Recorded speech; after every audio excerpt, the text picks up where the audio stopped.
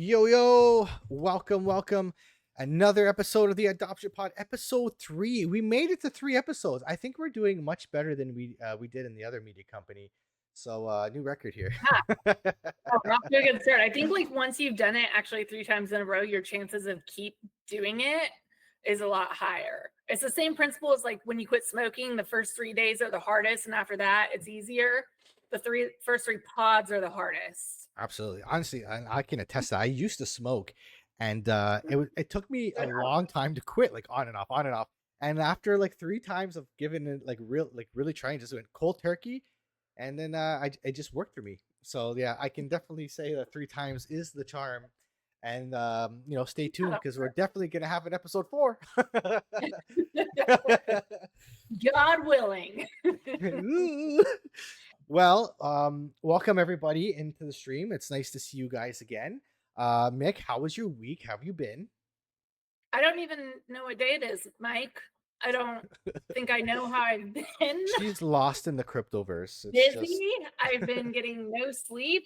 I drink about 8 of these a day, probably like 2 waters. So sometimes I feel like I stand up too fast and I'm going to faint. But other than that, I think, bags are looking good. So it, that sounds like a typical bull run because why would you sleep when there's money to be made?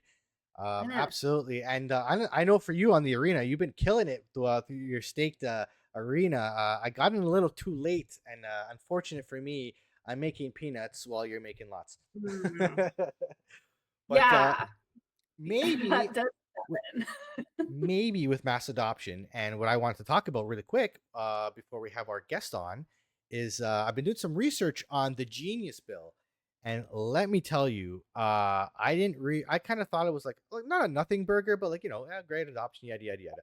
But I started looking into it a little bit more, and it's probably the biggest on-ramp that crypto has ever seen. So basically, in a nutshell, it feels like we're 5. Exactly. You know what's funny? So on my way to my daughter's swim class, I was talking with Gemini, the AI on the Android phone, and talking like break me down the Genesis Act, make it, or the Genius Act, and like tell me it like simple language, and we had a whole conversation like the whole ride over, and but like after I'll give you my whole thing, but after the entire conversation, I asked it a question. I said, based on our conversation, where do you see Bitcoin going in 2030? So I'll give you that in a second. So this one was basically saying the Genius Act allows companies or institutions to be able to make their own stable coins. And the framework is the Genius Act, the framework with the rules and regulations that they want stable coins to have in the US. So say your Bank of America will have their own stable coin, or this institution will have their own stable coin, and they have to follow the framework, which is it has to be backed 1-to-1 with another asset, whether it be a treasury, backed 1-to-1 with a dollar, very similar to what USDC is already doing. And even Tether with, their backed treasuries, because they're one of the biggest treasury buyers in the US. So that creates a framework. So what's going to happen, like the trickle down effect from this is, and I asked AI, I said, what is like the timeline of what's going to happen? So adoption of this is going to happen, the next year, banks are going to start getting into it and then making a framework for it. I believe in the next year, the FDIC has to be able to make their final remarks based on it. So if you have stable coins in crypto and now you got FDIC insurance, imagine how many people that were like, oh, crypto's too risky. I don't know if you lose your money. But Right. now having that, that cushion of the FDIC insurance, I know everybody has their own opinion on FDIC, but having that will bring that barrier, like destroy a barrier The for some boomer, people to right? get in. That's their biggest, like, oh my God, it's all scams. Like, banking is all scams, bro. I get Absolutely. text messages from fake my bank all the time telling me to confirm my, like the scams are everywhere. It's like it's all in our heads that the government like they can keep us safer than we can keep ourselves, which maybe for the most part it's true, because like it is a very complex world we live in, but you can build decentralized systems that are still safe and they're more fair, and then back them by government trust, right? So I think Absolutely. it's a 100%. combination. Yeah. So like having the stable coins and the banks are gonna, so now the next couple of years, and this kind of leads me to thinking like we are gonna have another bear market, and then but the building Okay, blocks the next I 3 need to years. host timeout. We're not another bear market, Yeah, Mike. it's gonna happen. Sorry guys. Oh, shit. Prepare accordingly and have your price targets in mind. We're definitely When? gonna have another win, probably end of this year. Probably 2027 is probably going to be a not very nice year, or sorry, Okay. 2026 is not going to be a very nice year. What does So that mean, real quick? Because for people, what is that like? Not going to be a good year. Like, how are you playing the end of this year when like 80% of the profits tend to come in the last 20% of the bull market, right? mhm. Like, probably smart takes them off. But what is it going to look like? Are we going to see an Ethereum pump to like $10,000, $12,000, and then come back down to like 4 or 5, the old time all time high? So what we kind of like what we discussed earlier, we've had episode 3 and we're more than likely to have an episode 4. The more Um, times you have something happens, the more likely it is to happen in the future. wait And there. for me, that is a bear market. And what's happened in the past is after you have a peak, after the bull market is done, the next year is down. You start trickling down, and you have a big downtrend, and it usually lasts about a year. And if you backtrack it on the charts, and I can show you this later when we go into our charts, Yeah. it's usually from top to bottom is about a year. And then from the year forward, you're up like 127% or 100 something percent. And so the next 3 years, the year leading into the halving, the year of the halving, and then the bull market itself, it Hmm. starts to go up. So you only really have 1 year down. So usually, rule of thumb is when the top is in, just see you later. We'll see you in a year, and then that's when you want to Hmm. start buying back in and getting ready for the next bull market. In my mind, I have price targets, and this is what I advise people to do. Have your price targets in mind and already start thinking for that next bull cycle and start stacking, profits. That way, you don't have to worry about timing the market, and then you can push yourself into, you have profits to reinvest in that bear market. And you can, that's the real money in crypto, in my opinion, is made. It's compounding the Hmm. returns from the top from the bottom to the top, not so much just buying on the way up. What about persistent delusion, and you never deter from your persistent delusions, and eventually it smiles on a dog's ass every once in a while? And because you just buy everything and hold everything, like one day, Well, one of them, I think right? I think when in a bear market, you just want to get into Bitcoin because altcoins are going to be wrecked. Um, there'll be a time to pivot into altcoins, so Even Fartcoin, it's going to $10, right? it will go, probably it could go to $10, but it's not going to stay at $10 in a bear market. Right? So the idea I'm is, listening to you. I just want you to know when I look down, I'm retweeting and okay, no worries. I don't want I you to think have I I'm have our locked in. conversation on my left, so when I look over here, I'm looking at us because my monitor in front of me is the chart, and then my monitor to the right is chat. So I'm like, you'll see me like panning. I'm gonna be doing this whole thing Everywhere, over here. all We're over the everywhere all at once. But yeah, so this genius bill is gonna bring the banks, institutions, and I think the next couple of years you're gonna start to see institutions, and you're gonna start to see like the Apples, the Walmarts, the Costco's, all these things right? start getting into crypto, and it's really leading me to think that we're gonna have a huge tsunami of money coming into crypto. And when I asked that AI, where do you think crypto is going to be by 2030? They said, or Gemini was telling me, between 450,000 to 750,000 per coin, with a potential possibility of $1 million per coin. And just because you're Yeah. having the more adoption of institutions, the ETFs, all that's going to happen. And like I said, like you're seeing, what's happening with XRP. If banks start to get into this and banks are allowed to custody crypto, that's a Yeah. whole nother level, because I think they're going to be able to, right? it's That's it's the familiar. People will go with, just like people will buy brands that they like, Adidas, Nike, whatever. People who are comfortable buying brands that they're comfortable using the banks that they use or the platforms that they use. So why not get into crypto? If pensions, just put 1% of all pensions start going into crypto, I think that's a very, very real possibility. How do they not at this point? I mean, well, as a risk adjusted percentage, it's really nothing to them. It's not even a risk, right. 1%, but that equates to trillions and trillions of dollars. So really, really bullish for the future, but this does take time to play out. It's probably going to take the next 3 to 5 years. Yeah. Well, let's get our guests in here. I'm going to ping Jazz because I feel like I'm going to forget to do that, and we'll just sit here rambling forever. So I can talk Bitcoin all day. I know. Every day. We know. We're well aware. Huge nerd. Already shilling Bitcoin within the first 5 minutes of the show.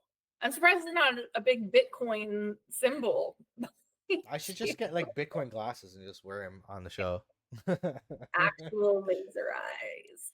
It's actually funny. I was thinking about this. So I drive a Model 3, and in the Tesla, the 2024, has a light strip that goes around the car, and I've left it orange. You can choose what color. So it's been orange the whole bull market. I'm like, this is my superstition. I'm like, I am not changing it from orange until Bitcoin, the top of Bitcoin, until this bull market is over. So that's my weird. Those too, the people who know, and everybody else, because Tesla plus Bitcoin, throw a Doge symbol on that baby, and you're good. That's my version of laser eyes for me. It's keeping my my orange light in my car. That's right. All right, there we go. Hello. Good. Marty. Yo, how we doing, guys? Yay. Hey, what's up, guys? Welcome. How are you guys doing? We're doing great. Pretty good now, because apparently Bitcoin's going to $1 million. Absolutely. Yeah. It's all Mike talks about. I can't, every time we have a show, it's we're talking about gaming, and Mike's Bitcoin and gaming is going to be big. Dude, it's honestly, it's been terrible for my personal life, because I don't know how to talk to people without talking about crypto anymore. It's so weird. Oh god, that just hits me in the feels, because right now, obviously, LFG just celebrated our 1-year anniversary. For me, it's I can talk about crypto, gaming, AI, and that is it. I don't know what local sporting teams are doing. I don't know what's happening. I mean, your brain doesn't even compute the things anymore, right? People are talking to you, is this German? People are like, oh, are you going on holidays this year? I'm like, what's a holiday? I've heard of these holiday things. What is this? It just doesn't compute at all. A convention? Is that a new that's a new Solana token, yeah? Holidays. Holidays. Yeah. Live on Pump Fun. Oh yeah. Can we launch holidays? We're gonna launch holidays on Arena now. Yeah.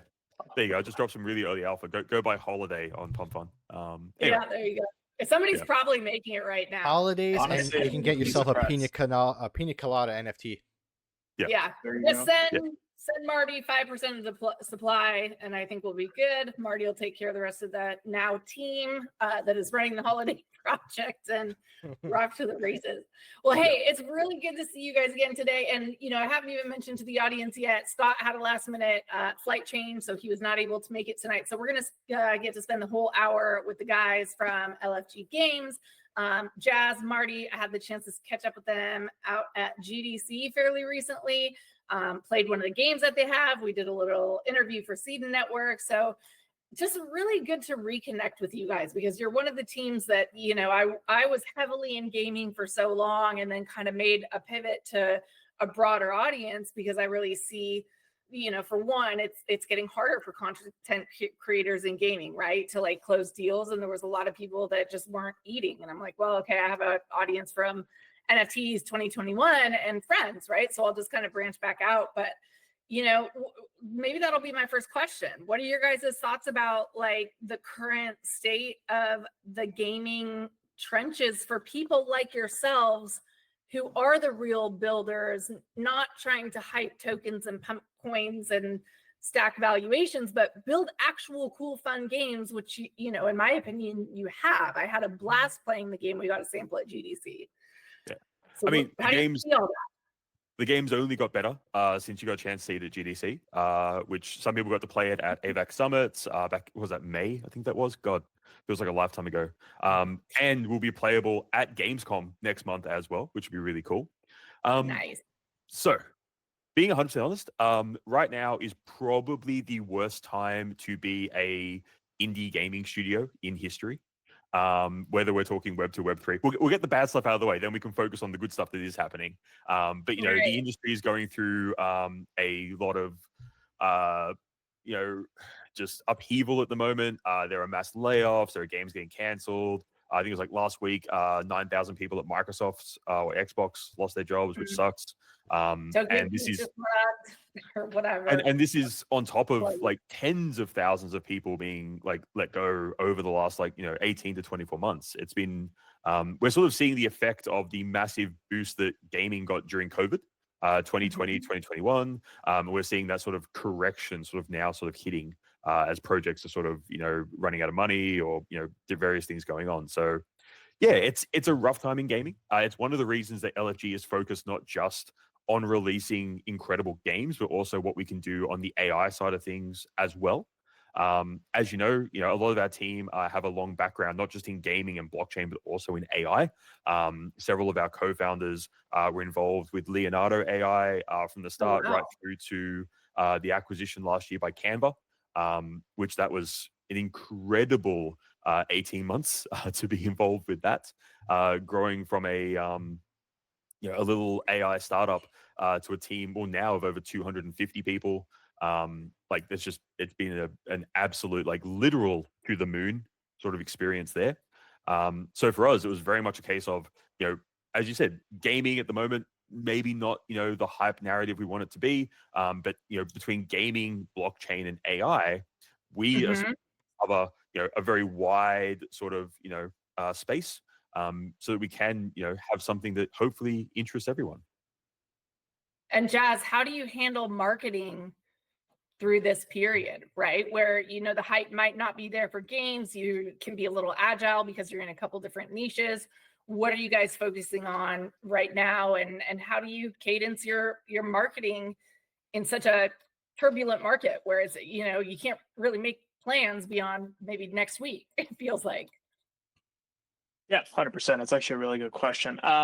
I guess just to pivot off Marty's point there, I think the biggest problem with games and Web3 in general right now is that there's no metrics to back up any game currently, right? Like they're selling a token or selling an NFT, but they either don't have a track record of, displaying and producing great games, or they just don't currently have the metrics with their game, right? They have dead lobbies, they don't have the players or users, which becomes a hard investment for people to make, right? When it comes towards the marketing aspect of it, for us, main thing is transparency. I think marketing is not a crazy thing you have to learn. It's just being transparent towards your community and making sure that you relay that message on a daily basis. So we've been super transparent with our community. We've been updating them on everything we've been building, and that creates trust within your community, and it also grows your community because it creates that word of mouth where they bring in other community members from their own circles, right? And we're not going towards that approach of, hey, let's get like 5 million views and let's launch something on top of that and funnel people towards it. We're trying to build a great game because we know the great game itself is going to bring people in, and marketing is just a byproduct of that, right? So truth be told, it's just as simple as I just said it. And just, hey, be transparent to your community. Make sure you update them on what you guys are doing and what you're building, and showcase that journey alongside your own project's journey, right? Like the journey is where the fun is. That's where the satisfaction is. And if people feel like they're a part with you on that, that's what really creates that. I hate using this word, but everyone does it. It's cult-like community behavior. Yeah. So yeah, I would say that's. It's honestly it's for me, it's community for one, and like for me, when it comes to gaming, it's got to be fun. I'm a firm believer that if you focus on making the game fun, and honestly, I don't really like to use the whole Web 2, Web 3. I just game. It's a game. You know what I mean? I think when we kind of like tribalize ourselves in Web 2 and Web 3, like a lot of people when they hear crypto, their eyes glaze over. That's why I like the idea, like for example, like off the grid. It's just here's a good game. By the way, it has crypto in it, and you have a wallet, and you know what I mean. It's like that Trojan horse idea where because people will have a bias. Unfortunately, people have a bias, and people have a lot, bad taste in their mouth when they hear the word crypto still. Um, but when it comes to game, as long as it's fun, people will come and play it, and then you build. In my opinion, you build the community, and you just listen to the community, and if they like changes, you work with them, and you make them feel part of it. Because the big thing for me in crypto was community. Like I found people that I vibe with, and I just continue to be there all the time because they just lift me up, right? And when it comes to games, I think you really need to listen to your community, especially when it comes to updates for the game. And I wonder how you guys your community. How do you guys weigh that those options? Yeah, it's interesting. One of the things we've sort of set out to do, and this was one of the earliest decisions we made as LFG, was we're building two things at the moment. We're building MVP, a minimum viable product, and MVC, a minimum viable community. Because we know unless we have that group of gamers, AI enthusiasts, waiting for everything that we are able to deliver, you're sort of just like taking shots out into the void. You've got to have that community again to get that feedback loop going as early as possible. We do have an awesome community that we are building across all of our different social platforms. Some of them are helping us with actively testing the game as we speak, and we're literally sending new builds to them, which is like, hey, we've made a change to how melee combat works. Can you give us feedback on this? We've made changes to movement speed or some new level designs, stuff like that. Because and this applies to all gaming, whether it's Web 2, Web 3, or Web 25. When you are working on a product, you sort of get tunnel vision. It can be very hard to see that bigger picture and really see what the changes you're making will feel like from someone with an outside perspective. It's very easy for us to go, oh, people are going to love this because we've been testing it for hours at a time. But if a new player sees a new mechanic or doesn't understand it or it feels unintuitive, they're probably going to just churn. So you've actually harmed your chances of being successful through whatever. I've had a lot of experiences with devs just working on the marketing side, and you try to explain, hey, this is really complicated, and they're like, we do it every day. It's like, we do it every day. If you spend hundreds of hours in the game, then you're going to pick up all these little things. Whereas for us, what we call the FTUI or first time user experience is critical. The game has to be, it has to load quickly, it has to get you into gameplay as quickly as possible. That gameplay has to be fun, engaging. It doesn't matter if we have great things that unlock when you're 10 hours into the game, because we know 90% of players won't get to that point. We've got to get you hooked on day zero, which is a big focus of everything that we do. 100%. I think I want to ask a little further on what Mike said. It's just a thought I had, right? So like Web 2 users went from having largely no say, no feedback. It's centralized. We're going to build for you what our testing has said that you will want. And so Web 3, the way gaming has come in is kind of a backlash. Well, we're going to start with the community and we're going to find out what they want, and then we're going to build it.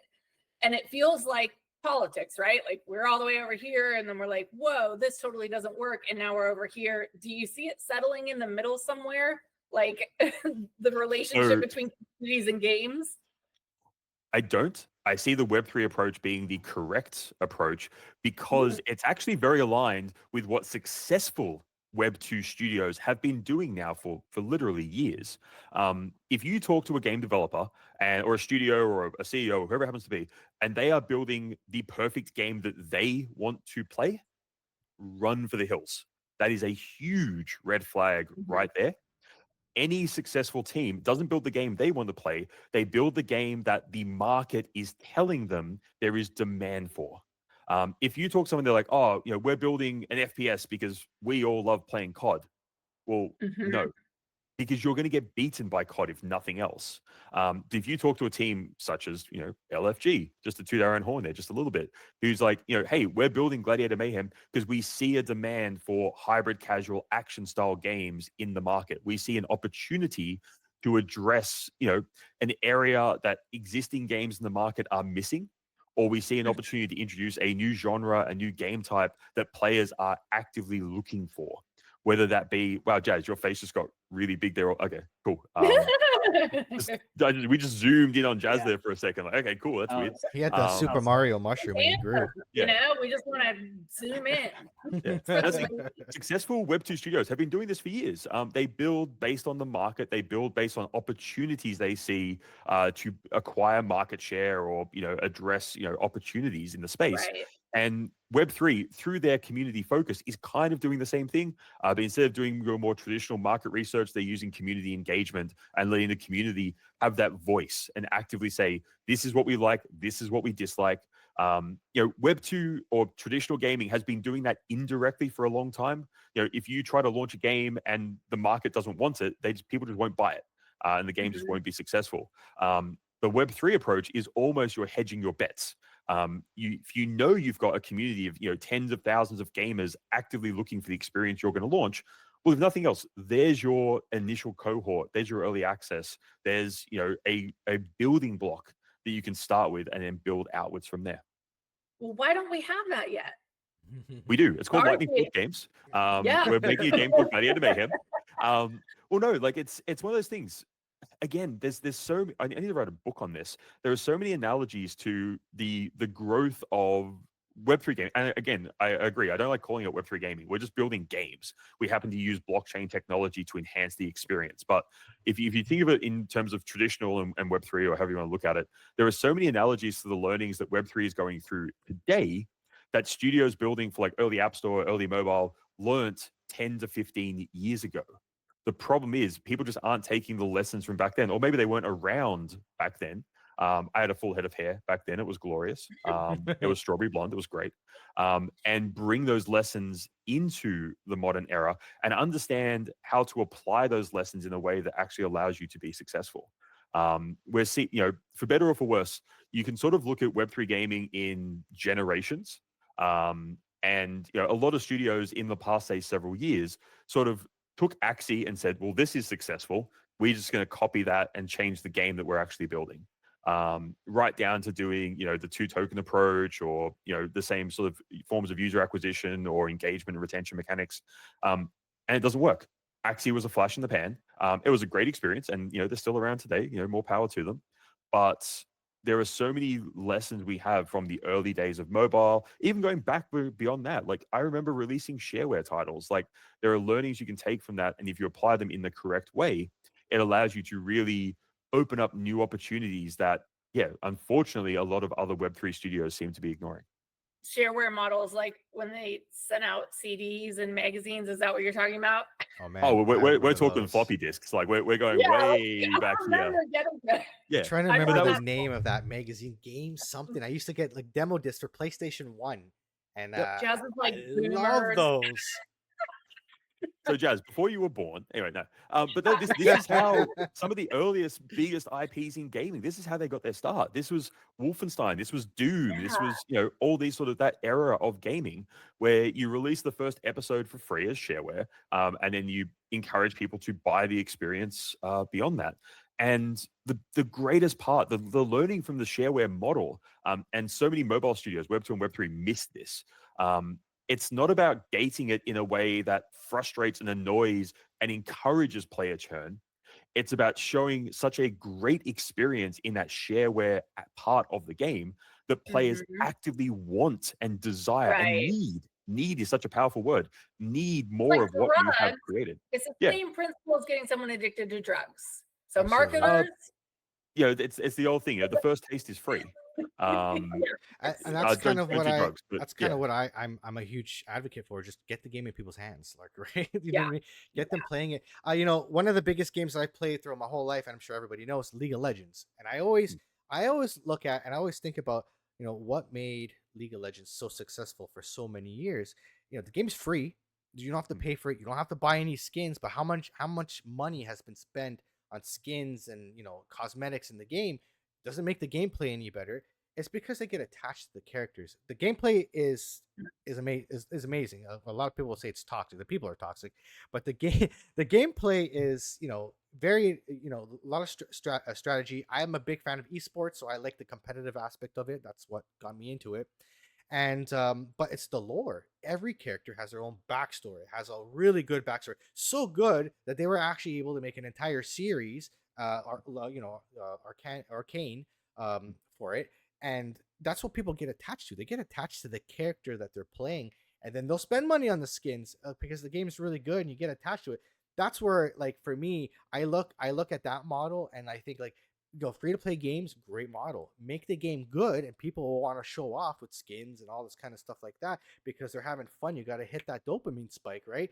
And that's another thing. I was gonna ask you. I've never played LFG, so I like path of progress. Like, people need to feel rewarded. Like, you're doing something and you need a reward. You know what I mean? Like, I know when I played big time, like, I felt like you weren't getting anywhere. You're doing all these runs, and you're not really getting any sort of reward. You didn't feel like the quests were not engaging. Like, nothing was. It was kind of boring. It was literally people spreadsheeting min or max losses of the big time token, and that sucked all the fun out of the game.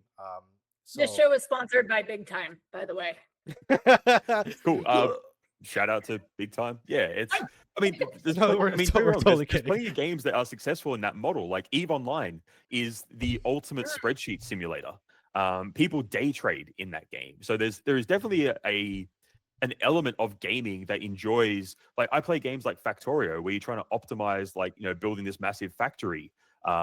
Doesn't sound like fun, but actually really is. They have an awesome demo also on Steam that gives you enough of the game that makes you want to play more. Mm-hmm. There's a common theme here. Yeah, like, and again, this is coming as someone who is a Garen main since season 3 of League of Legends. So if you ever have that, like, toxic top laner, Garen support, that's what's at. Garen ADC for a while there. Like, there was that whole, like, meta. They just, that was amazing for, like, everyone started playing Garen for a while. It was great. Now they're the boomers, Jazz. I have no idea what you're talking about. Yeah. But no, so one of the things that we're really trying hard to design, not just with our first title, Gladiator Mayhem, but the entire LFG ecosystem, is having those different kinds of rewards and incentives for long-term engagement across what we call different player taxonomies. So it's understanding that different players are looking for different experiences within the game. To use, like, say, League of Legends as an example, there are some players who want to hit Diamond, hit Challenger, hit High Elo. We refer to them as your killers. They're your play to win style players. So we definitely have a game that is very easy to learn, but adds those layers of complexity and things on top of that, which your initial players won't even realize. League of Legends, think about, your first game. You weren't thinking about wave management. You weren't thinking about your Baron or Dragon. You're just chasing everybody down. You were happy to just not die and not run into an enemy tower. And GM is the same. So early games, you'll jump in, you're like, oh, this is so easy to play. I just run around, I hit the ability button, and things blow up on screen. Once you get about 10 games in, you start realizing there is such depth of strategy to the actual 2v2 experience. It's almost like this whole world just opens up before you. So we're definitely designing an experience which, honestly, League of Legends players, I hope, will enjoy what we're building, especially because the game takes about a minute to play, not 45 minutes to an hour like League. But then there's other players. Really good at it, for the record. Well, we've made some changes, so you're gonna have to play again to see if you still are just as good. And this is on mobile, right? This is on both iOS and Android right now. iOS, Android. We are hoping to have a web-based version ready to go for launch as well. I like that. But I'll be completely honest. We've said this publicly. It's not a priority for the team. Like, we want to make sure we have the guys. Or just we've all got one of these things, right? Like, I mean, the head of Diablo Immortal got up on stage at BlizzCon and said, "You all have phones, don't you?" Twitter is the only game I play on my phone, though. It's just I can't separate. I keep going back to the Twitter app if I have my phone in my hand. I mean, that too. If it helps, though, if you have like an iPad, works great there. We do have controller support for iOS and Android, so you can just sit there with the iPad, set up like a PlayStation controller. You can get BlueStacks. I wonder if it has BlueStacks support. You can have an Android emulator and play on your PC. Yep. Yeah. We support BlueStacks. That's fine. Awesome. Sucks for us because the ads don't make as much revenue, but we can live with that as long as you play the game, basically. But yeah, we'll have a guide for that on our website and stuff like that too. So take me through like a game loop. Like what's I'm coming here as a total noob to LFG, and tell me what a game loop would be for I was a Gladiator Mayhem. Yep. So generally speaking, very, very easy to get into. You basically set up a duo, which is basically 2 heroes. Can be the same. So we're doing 12 factions, 5 classes per faction. So there's 60 different characters to choose from. And basically you set up a duo, which is 2 characters, can be the same, can be different factions. You can customize it however you want. You jump into quick match. Because of the AI stuff we have built, finding a match is very, very quick. I think the longest queue time at the moment we have is about 8 seconds, give or take.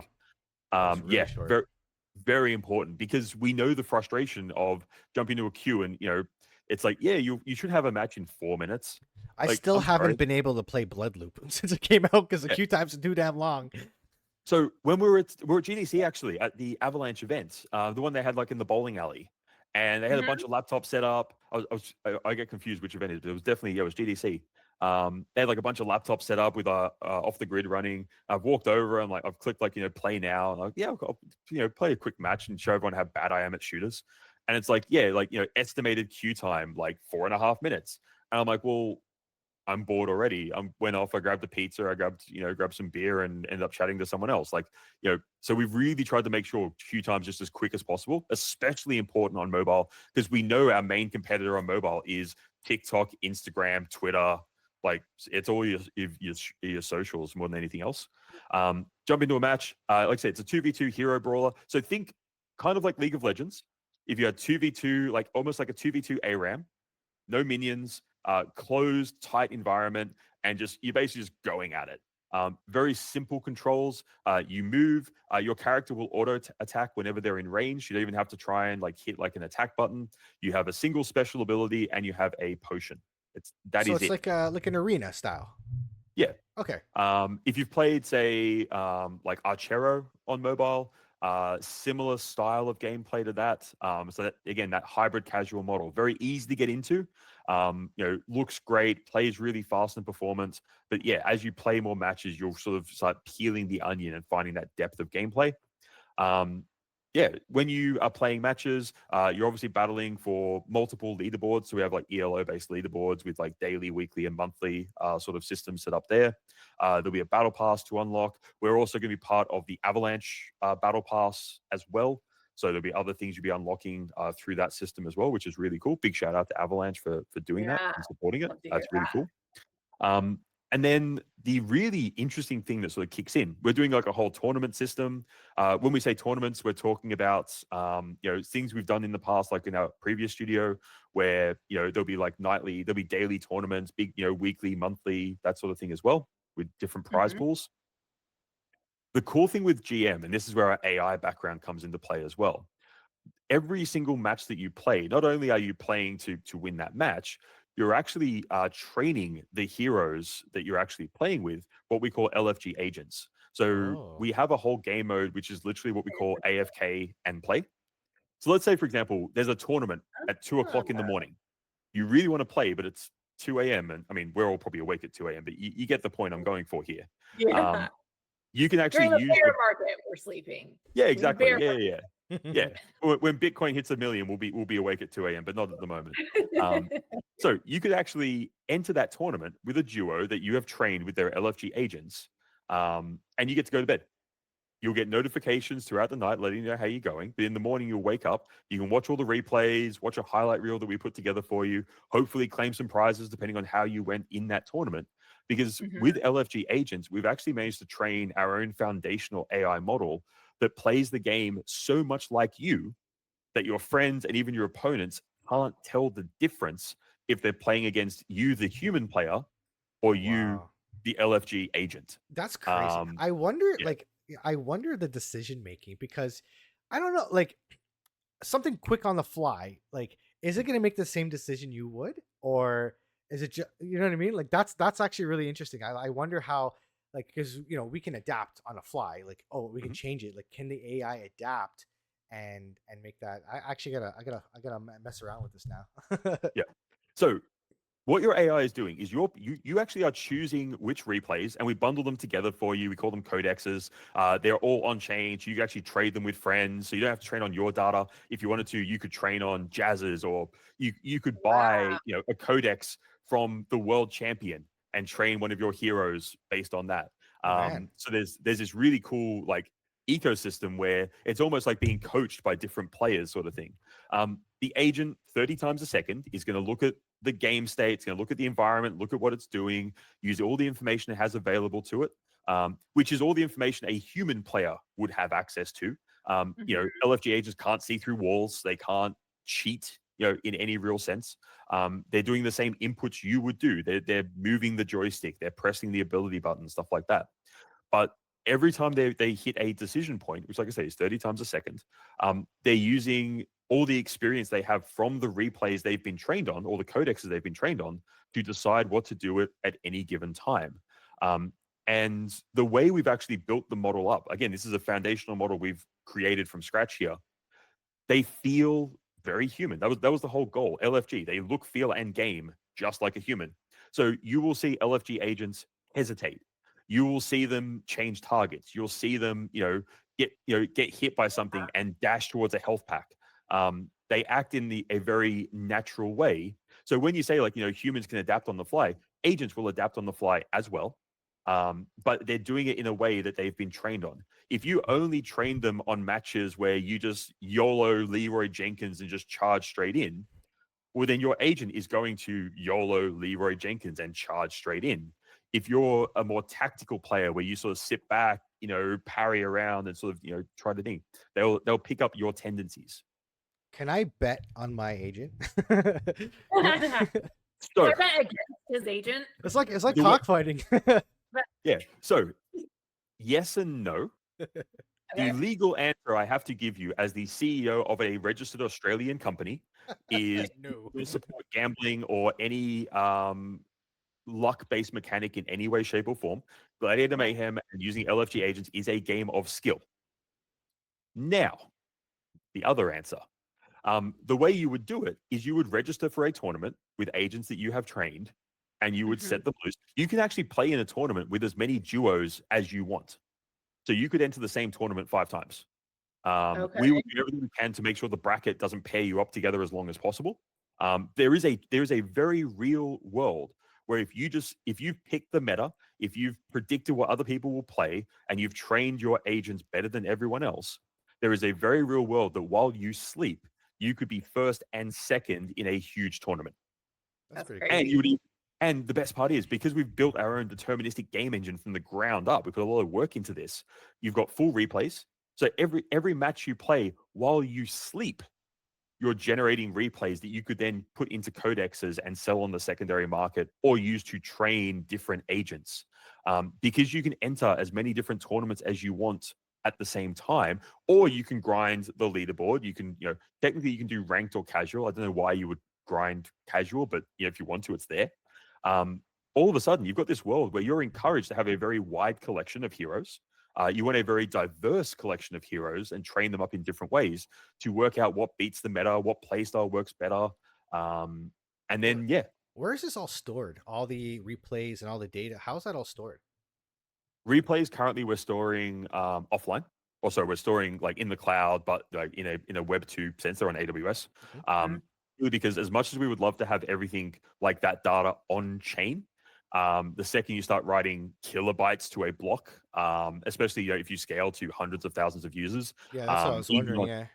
even with like AVAX 9000, even with being across like C chain and Beam, the costs just become very prohibitive very fast. But you will own NFTs that represent all of those replays. Like I said, once you put them into a codex, that codex becomes an on-chain asset.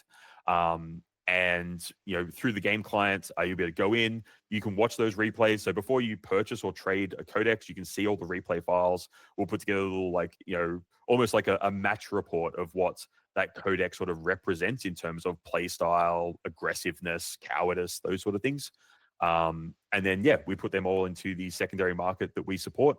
Obviously, you can trade them externally to the LFG ecosystem as well. It's all on chain.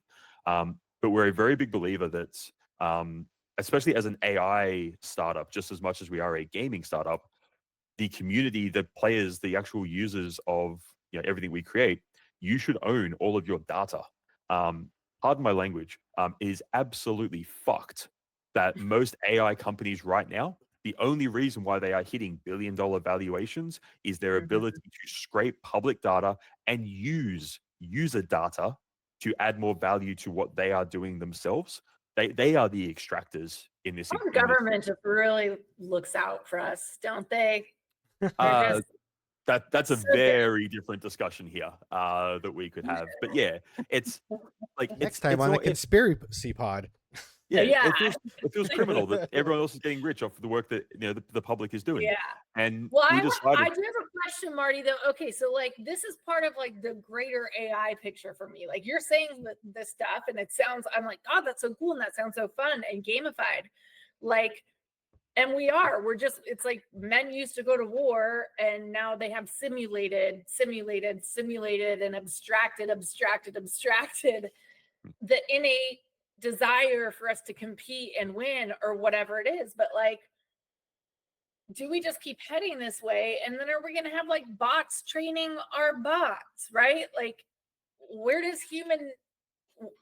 we fit in? so the Does this important keep you part up at night? Do you think about these things? yeah, it's and there's so many unknowns with AI. It's Yeah. all very new, and I hope what we're doing is the right approach. But we'll let the market tell us if it is or if it isn't, and we'll pivot and adapt if we need to. The way we've designed our systems, humans are core to the experience because you are the one creating that initial training data. You're the one that's going in and showing the LFG agents how to play different strategies, different techniques. They are then training on that data. They are going to try and innovate and come up with new things themselves, but you'll need the human aspect to identify what is good and what is bad. Maybe there are agents you want to double down on and go, hey, this agent's really good because it's nice and aggressive with this particular hero. Or maybe it's really defensive, but it's a range character, so that's okay. You'll still need that human element to actually decide what a good and bad LFG agent looks like. And because of the interaction you actually have between the agent's training, the metagame loop of the game itself, and again, using League as an example, like we know how much the meta will shift even over the course of a season. And then the secondary markets being involved in all this as well, because everything you own is on-chain, truly player-owned and tradable. You've got this melting pot that honestly, we're trying to predict what's going to happen, but I think we'll be just as shocked as how this plays out as everyone else. The people that really are able to train agents well, take advantage of that and participate in, as many tournaments as they can. And just like, leaderboards, events, like all that sort of stuff. And then, identify what actually has value in the LFG ecosystem and then put that into the secondary market and trading activity. I think that's just going to be this incredible world all coming together. Yeah. Important and think to note. of the layers of jobs that you're describing on top of what we're building, right? Like there's always going to have to, like you said, the best trainers and like different businesses and things you can spin up around that. Like there will always be a need for personality. And that's the stuff that, that I think about. It's like, what is, the future of work and how much, are we going to have to UBI it? And it seems more and more likely that we probably will, but people should, it's human nature to want to do more in most cases. So like, this will be fun and experiments and hopefully like governance and accountability layers that are decentralized that like, I think we've always said power to the players, but it just is like more power to the people. The less centralized any of these experiences or financial components are, the less agency we have as people, and I applaud you guys for experiment. It's one of those things that like I go down some rabbit holes at night and stay up till 4:00 in the morning and wake up the next day exhausted and just sure the world's like ending in a week, like Well, is so if you're up till over 4 it. a.m., you can play our 2 a.m. tournament that we keep talking about. That's right. So, Like, hey, you'll be awake for that. I'm good. But also, more importantly, you could start playing it and then go, you know what, it's getting late. Let your agents then take over and play out the rest of the tournament for you. Can Imagine I a just game have of my house? Can you just actually build me one of these to come live at my house and do like the housework? We and could, stuff? but at the moment, all they really know how to do is like throw axes and fire arrows. So, I don't know how you. I mean, depends where you live, I guess. I But have I'm a not sure couple how useful people that that will you can be. throw some axes at.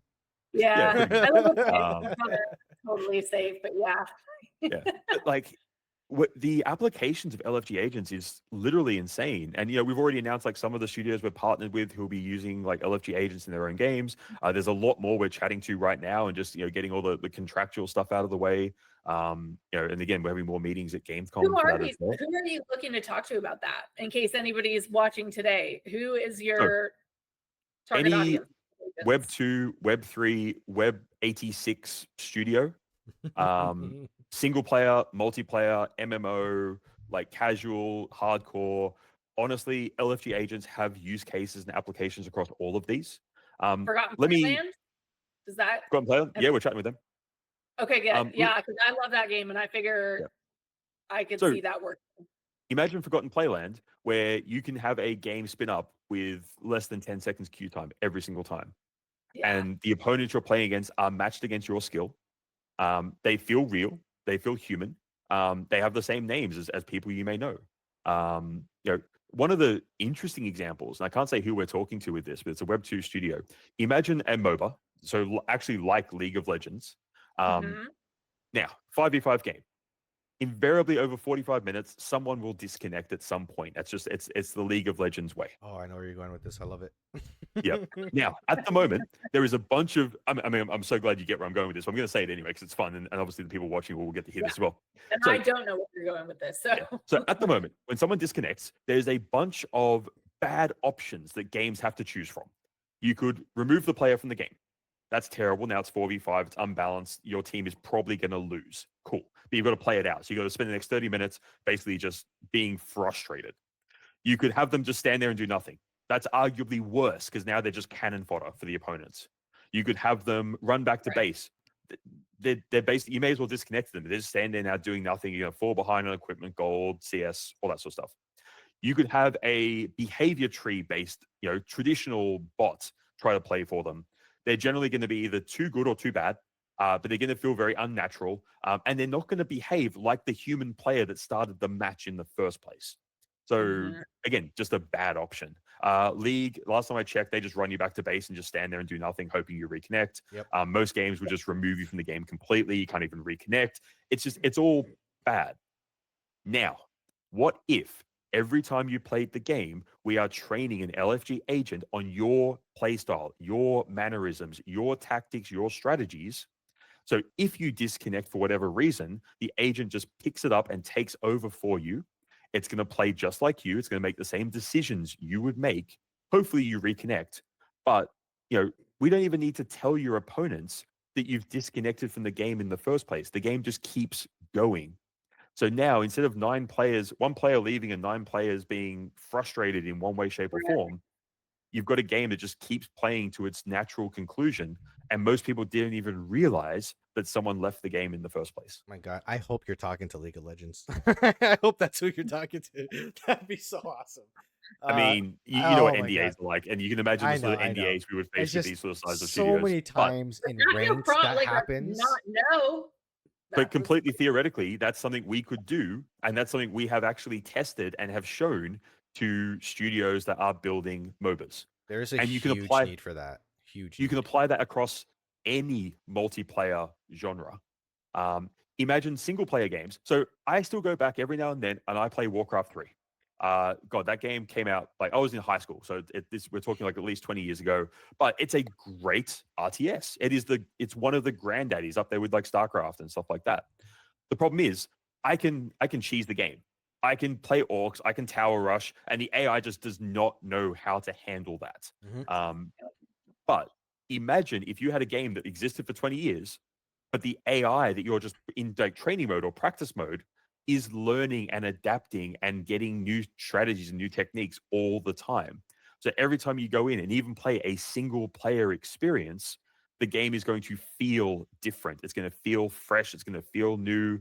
Imagine if the AI did a tower rush against you or some other cheesy tactic that humans do, but traditionally bots just never learn how to do. it opens up an incredible world. So like I said, we are chatting to, single player, multiplayer games. Obviously multiplayer have the much more obvious application. But yeah, LFG agents, what we've actually built here. And right now, I can tell you as well, we support any game built in Unity currently. Unreal support is coming in early 2026. We're chatting to studios who use both. We're happy to have the conversation for studios using full custom game engines. Obviously, there'll be additional costs associated with that. But yeah, LFG agents are coming. And the coolest part of that is actually what we're doing with our Forge Key mints, which is kicking off in a week on the 30th. And this is in our Medium, it's on our website. You can read about this all there as well. In our contracts we have with every studio we are talking to, if they get to use LFG agents, they must provide some sort of incentive or reward for holders of Forge Keys. If they refuse, we will not do business with them. Full stop. End of discussion right there. Awesome. I like that. I've never seen another collection that really tries to make sure that the community are able to benefit from everything we are doing as a studio, even outside of the games that we are creating ourselves. That's awesome, man. I really love that. So tell everybody where everybody can find you. Do you guys have like a game night that you do with your community maybe on like a Discord or something like that? So yeah, chill away. Yeah, absolutely. So we do game nights on our Discord. So best bet is just go to our website, which is lightningforge.games. Or you can go to gladiator-mayhem.com, whichever one you prefer. And obviously all our links to all our socials are on there. We're on Twitter or X, we're on Arena, we're on Telegram, we're on Discord. We have a YouTube channel that we're growing at the moment. We do like daily YouTube shorts. I think we're on Instagram, TikTok, and all that as well.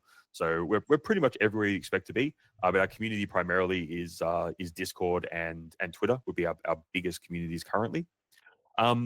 Honestly, like I said, we do game nights. You can jump on Discord, open a ticket, and ask for early access to the game. We will be going into open beta in the next few weeks. Awesome. We're trying to get that ready to go in line with Gamescom, which is about a month away. So hopefully we can do that. Alongside open beta, we'll be launching what we call LFG Rewards, which is basically a long-term incentive program to encourage people to try the game out, refer their friends, stuff like that. Again, there's an additional incentive if you have Forge Keys with LFG Rewards, but there will be, how do I put this?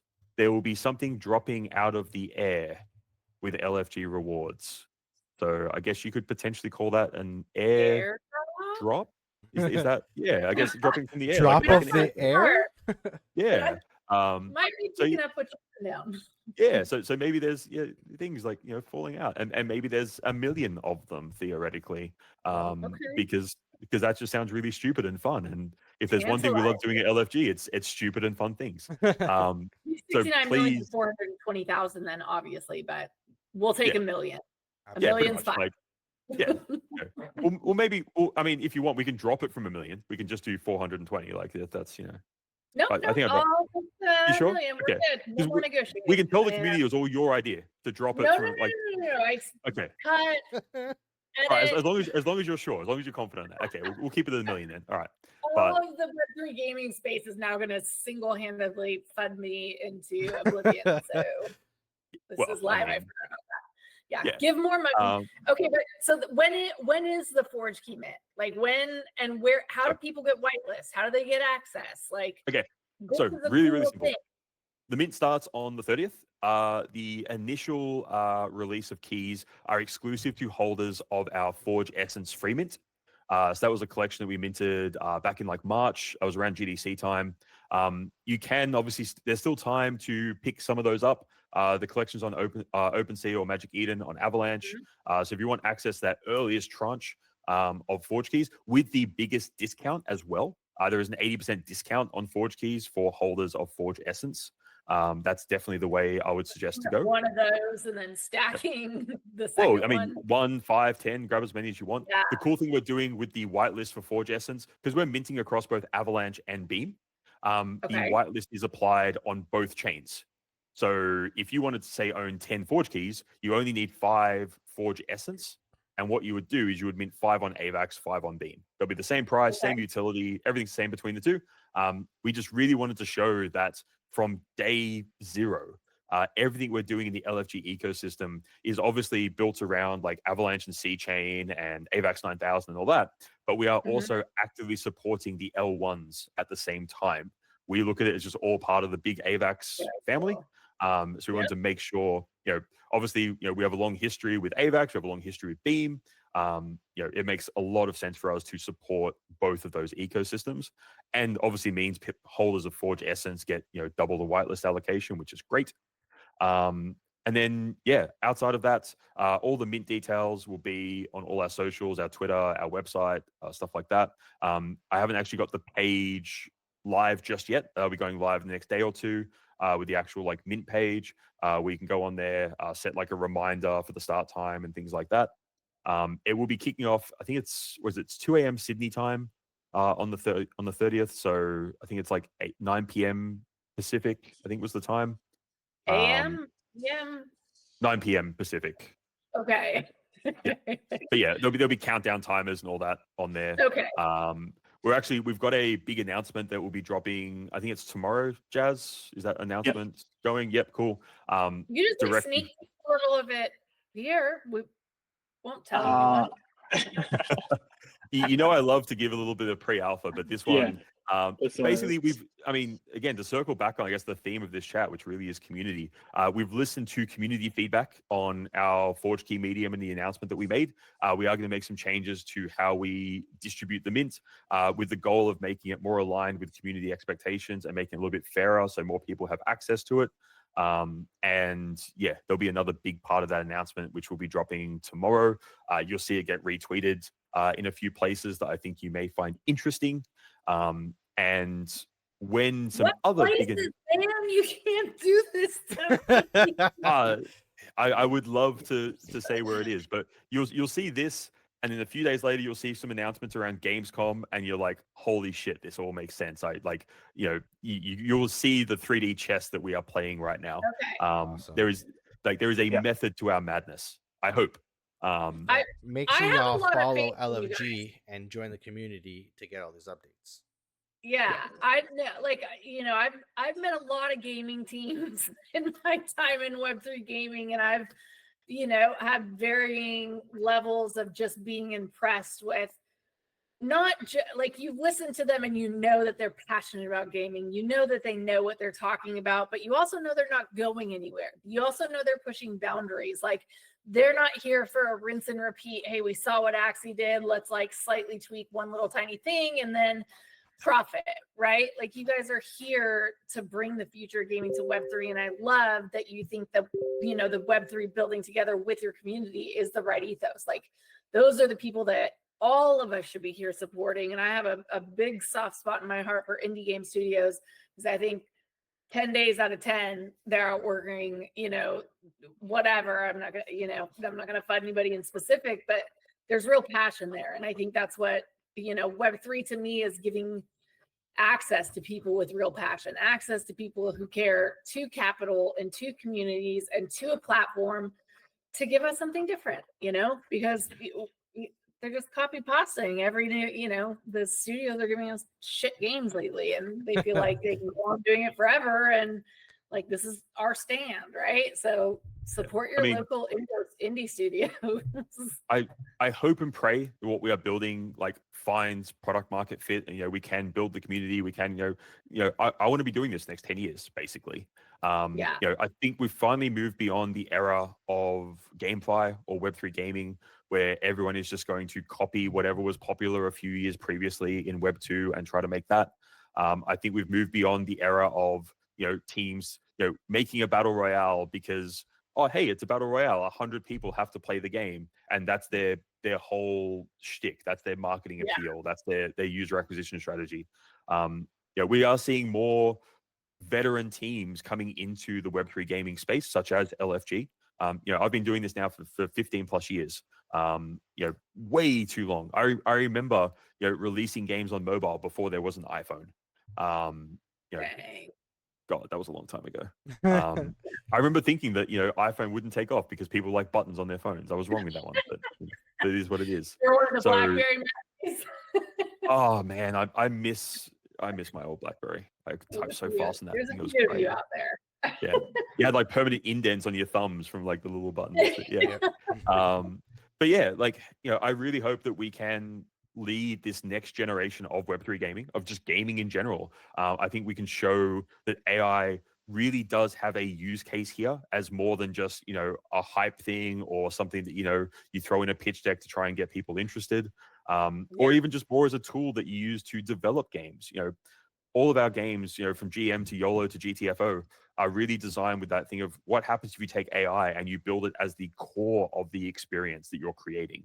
I think we're going to find a lot of players that either love Gladiator Mayhem as a really fun hybrid casual action game they can play on their phones, or they're going to love it from the perspective of they get to just sit back and be the coach of the football team. They get to send out their army of, you know, heroes powered by LFG agents to battle on their behalf, win tournaments, claim prizes and rewards, and sort of just, you know, work out if they can train the best heroes to beat everyone else. I think it's going to be a very interesting world, seeing those two worlds collide. I love it. Yeah, I love how you guys are doing that, and it's only going to get better because AI is only going to get more capable over time. Exactly. Awesome. Nice. Well, great conversation. I love what you guys are doing. Thank you so much, guys, for coming on the show. And I love games. Like, between Bitcoin and gaming, like, I can talk about this all day. Yeah, if you guys would just get it on browser, we could stream it on our game nights. It's just hard to stream them. I guess that's my. It is tough to stream from a mobile. I tried it with Open Coliseum and it was a disaster. That's why if BlueStacks does have support, you can actually stream to BlueStacks. Yeah, shoot me a DM and I'll walk you through getting BlueStacks set up. So I know that Yeah. does work with the current like Android build, so we can get you up and running with that. Awesome. And I'll help Mikkel set up BlueStacks. Nice. Yeah. Okay. I iPhone also. I'm not a poor mic. Sorry, where you fall down on this issue. It's very contentious. I don't. No, we love Android and iOS equally. They're both both, you know, in our hearts. But yeah, obviously emulators Android is much better. Yeah. Okay. Well, I love your scarf in the background. Go AVAX. You know we're all about AVAX gaming and supporting AVAX games. Mike's been drug along rather willingly into the AVAX ecosystem. Literally is that going to focus or not? I know.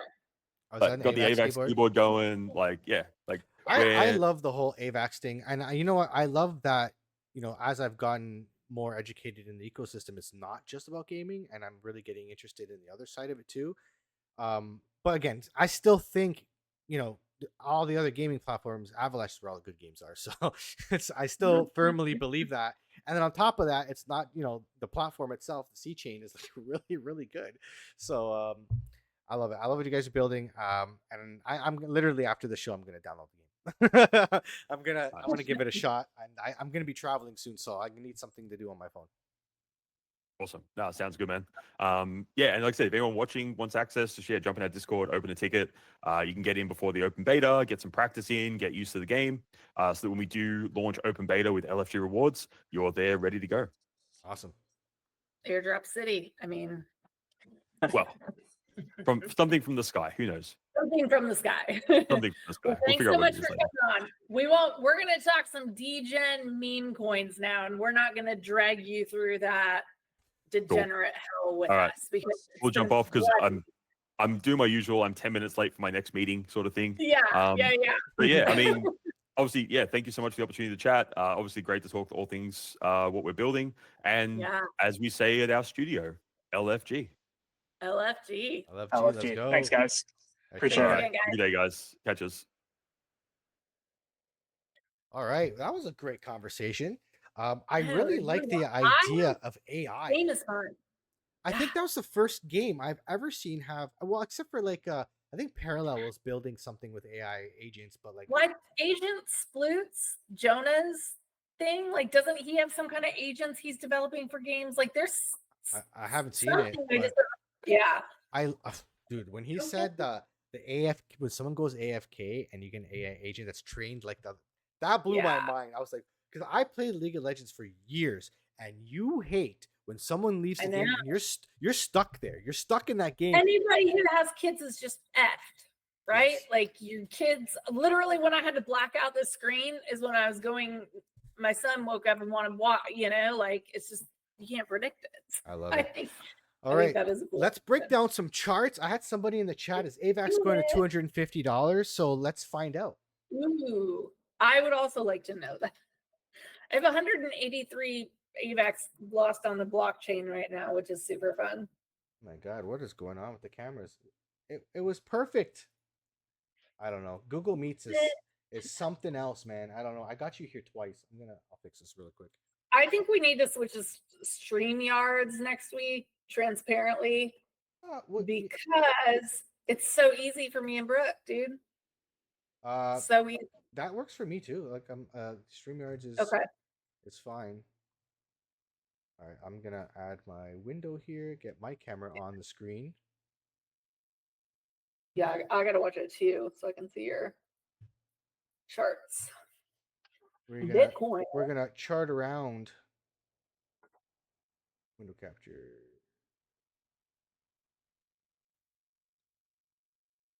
All right, cool. We'll just do a quick crop.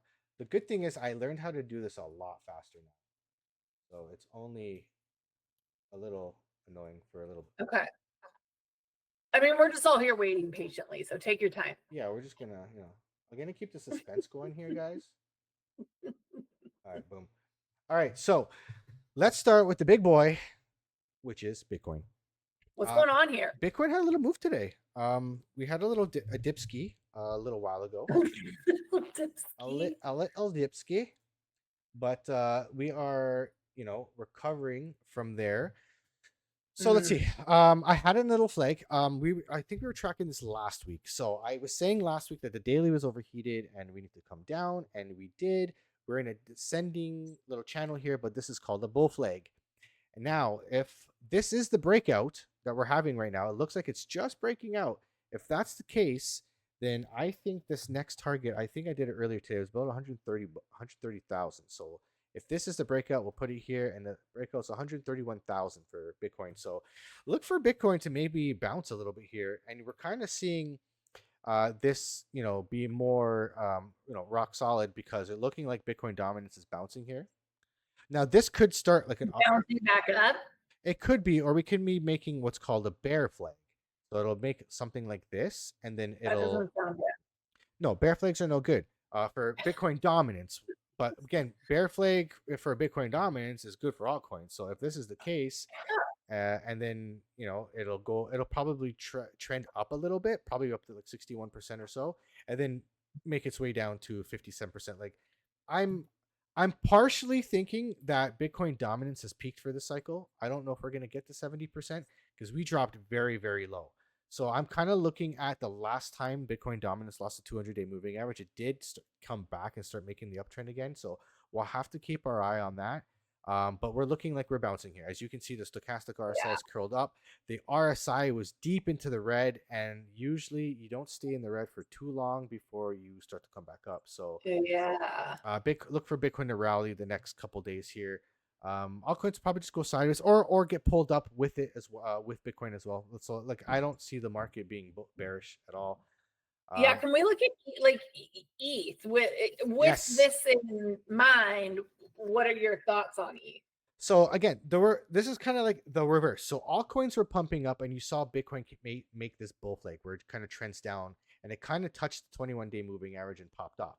Now you're starting to see the reverse. You're starting to see Ethereum slow down, and it's looking like it's starting to make a bull flag. So we're looking like we're making a flag here because we got too far. If you see my white line is the 21-day moving average. So when we get really far from the 21-day moving average, that tells me that we gotta cool off a bit and come back and maybe touch the 21-day moving average. And I see the same thing coinciding. 21-day moving average? Pardon me? For those of us who have open Ethereum longs, what is the 21-day moving average? So it would be the 21 SMMA. If you're on TradingView, that's what you would the indicator that you would put on there. What's the number I need to watch out for? So this could trend down. If we're making a flag like this, we could probably come down to 34. But I look at this line here. So I look at the line. So if the line continues to do something like this, it might curve and you might intersect somewhere here. Like, it's not a guarantee that's going to bounce off it. But I look for Ethereum to come down here. What I would look at is the RSI is overheated, and the stochastic is overheated, and you're starting to see the Okay. stochastic curl down, and the RSI is going to curl down. I don't know how far down it's going to go, Right. but this is looking like it is going to come down. But overall, we're bullish. We're looking like a golden cross. Yeah. A golden cross is going to happen here. You got the 50-day moving average or the 100-day moving average crossing the 200 very, very soon. So we could come down and we're going to pop off again. And after Ethereum consolidates, because this is a consolidation pattern, look for Ethereum to make its next run up to $4,500. So new all-time, no, is it new all-time high? No, we got to 4,900, I believe. So we're getting closer to all-time highs. I thought we hit 5,000. Yeah, but maybe I think it's 4,900, so something long. like that. But yeah, so Ethereum is just gonna kind of cool off right now, which is totally healthy, exactly what we want to see. So we'll Okay. just track. We'll come back next week, next episode. We'll keep tracking this this little flag here. And then let's move on quickly because somebody asked me if AVAX is going to $250,000, That's right. $250. Payback. All right, so $250. Let's. I'm gonna go to the weekly because we got to really zoom out to see where we were and where we can go. All right, so AVAX all-time high was about $147. Could we get back to that? Maybe. Let's see here. I have this big descending channel here. So that's my little wedge. I don't know if we're gonna get there right away, but if we break out of here, the next move could be like 69. 69. 69, huh? So the Very next nice. so if this breaks out of this channel, which looking like it's looking like it wants to break out of this channel. So 69 Okay. $70. AVAX is not broken through the weekly 200-day moving average. So watch for that to happen. Let's go back to the daily. We just broke through the 200-day moving average on the daily. I had this huge falling wedge, and the target for this falling wedge was $47. So that would be the next move once we hit 47. And what'll happen is you'll hit a target, you'll create a local top, and then if you're bullish, you're gonna flag out. You're gonna do a bull flag or a descending channel, and then it's gonna cool off for a bit and coil up for the next run. And that's how you just trade those falling. As long as you trade those channels, you're always going to be successful. I'm just gonna show you Bitcoin, but this works for any coin. I've been tracking this for months, like actually for years, since March of 2024. Descending channel breakout, descending channel breakout, descending channel breakout. If you just trade these patterns, you're gonna be successful. Just wait for the breakout, and then once you. So we should do a little short on ETH and a little long on Bitcoin. Yeah, like right now, again, we're so bullish. Not right financial advice. I'm asking for me personally. This is my financial advisor. He doesn't know. So I also don't pay him. I would look to if we're in this channel right now for Ethereum and we're at the top of the channel, then yeah, I would put a short because you could probably get the short to the bottom of the channel. You can do like when it hits the top of the channel, short it. When it hits the bottom channel, long it. You can just trade this channel, the chop in this channel back and forth. But overall, we are bullish. So you got to be very careful with your longs and shorts right now because we could just pop off. At the end of this, I just get liquidated when I sleep. And at the end of this month, we have the FOMC meeting. So potential rate cut, maybe not. Bank of Canada is also meeting, and it's the end of the month, which we usually tend to have some volatility, whether it be up to the upside or the downside. So keep an eye on that. The next week might be pretty volatile. So keep your eyes on that. So I believe we had. Let's get some of the degeneracy. I believe we wanted to talk about finance. We want to talk about finance. We need to look at the arena chart. I think it's recovering a little bit, but it's been struggling. All right, let's look at arena first. Which someone told me this was going to happen, and I didn't believe them. Okay, so I held all mine. I don't see this being super bearish. Like I've seen this on so many other coins where we kind of break out. I think it was even Kakini was doing the same thing. Yeah, we came down, we broke out of the falling wedge, and we went sideways, and then we ripped up, right? So it's just not arena's time yet. We're just trickling, trending sideways. It's gonna pop off. It's just a matter of when. So you have to wait for this. Like if you look at Kakinu went sideways and kind of like started to make this little parabola. So you gotta wait for the RSI to start trending up. It's got to curve up. Okay.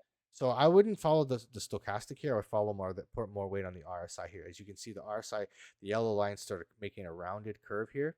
That's where you Uh-huh. want to start looking at getting in, because you're starting to see the momentum. In crypto and Okay. trading, you really gotta, when you can understand the waves, you gotta follow the waves and move with the Yeah. waves. You don't force anything, don't force a trade, just follow the momentum and wait for the momentum. Like, see right here, it looks Good like we're advice. gonna flag out. Just follow the wave. Right now, the wave looks like it's slowing down, so maybe time to take profits. Wait for it to make a pattern of some sort, and then follow the next wave. And then Arena's the same thing. Arena's just kind of consolidating sideways. We're still above, like, see my three lines here. I'm a little 0.09. delayed. So So I 0.09234. We haven't lost it yet. So we're kind of just bouncing around here. I can't be bearish until we lose it. That's a support line. So we're holding it as right. support. So it's just a matter of time when it's going to pop off. I'll tell you one thing, the stochastic RSI is trending down. We're getting very close to the oversold line, and the RSI kind of looks like it's curving up. So maybe we do have a little bit of a pump coming soon. I can't say for I'm when, glad. but these are the times when you want to accumulate. When it's going sideways, you want to accumulate because it's going to make a move. Yeah. And even if it does go down, it'll go down, bounce off, find support somewhere, and come back up. And just buy more. If you believe in the project, this is not financial advice, but if you believe in Yeah. something, just buy more when it dips. Don't buy when it's running up. You should be taking profits as it's But going I up. need confirmation first, Mike. Absolutely. So this is why for coins like this that don't have a whole lot of data because they're not super old yet, you Right. just gotta follow the waves, and your RSI and your stochastic RSI. Those are going to be your indicators to follow, and doing short term trades. Okay. So Arena, again, wait and see. We'll check back in a week and we'll Did see it how it goes. accumulate, be like DCAing in? Yeah, I would. Yeah, just DCA. That's a Okay. DCA for me. That's just keep buying. Not financial advice, etc. Yeah, all the etc. typical things. Finance. This is an interesting chart. Okay, I know. it The is. finance pros are interesting people. Finance is choppy, but like chop is where you make money. So like Yeah. you want Well, it's volatility volume, to make right? money. Like all these arena tokens are so low volume that they're just moving on a couple trades a day. And you can see, like, look at the volume at the bottom here. It's like flat. Yeah. Right. Yeah. So and the market cap on this is what 254K. So it won't take too much to make it move. Let me Yeah. bring up my indicators here. RSI. How do you be careful on low volume coins like this? The problem is the thing is there's it's I don't have a whole lot of data to go on, so I gotta really look at the short term stuff. Oh, Mhm. that's why the chart looks weird. I'm on the 1 minute. Okay, that makes more sense. No. Like this looks so weird. There we go. Okay, so this is the daily. I'll be honest with you. I don't like it. It doesn't look good. Okay. um, Sorry, finance pros. He's telling the truth. yeah, I'm not gonna sugarcoat it for you guys. I don't like this. This is what's called a dinosaur tail, and Ooh, coins that dinosaur tail. Unfortunately, I don't know how long they last, but it could just not be okay. its time. So maybe I'm gonna try and make a falling wedge here, a falling channel, maybe. I don't Well, know. and also the other thing too is just like, yeah, like you said, you're looking at the short term, and these are charts on tokens with low volume in kind of a lower volume environment. There's not a lot of trading of even the majors on the arena right now. Alts are all Yeah. just bleeding and don't have the attention because the majors are moving. So So I would tread carefully, high risk here. Again, if you think it's got some potential, you can throw some money at it. For me personally, this is not something I probably would trade right now. But again, I could be wrong. I could be very wrong. And could just not be its time. So yeah. it's Well, the memes continue to improve, and I see we are on a couple day like uptick. I think it's because the memes have gotten better. This is a very meme driven project. What I would do, if Finance. you are gonna look to get into this coin, wait for the RSI. The RSI is like tanked. It's come, the stochastics come all the way down to oversold. Wait for the flat Okay. line here, and wait for this. Wait for the curl up, and just try to catch the moves. Just try to catch waves. Okay. So we might come down. It might bounce off here. I did have my support and resistance lines here. So as you can see, we have 3 lines here.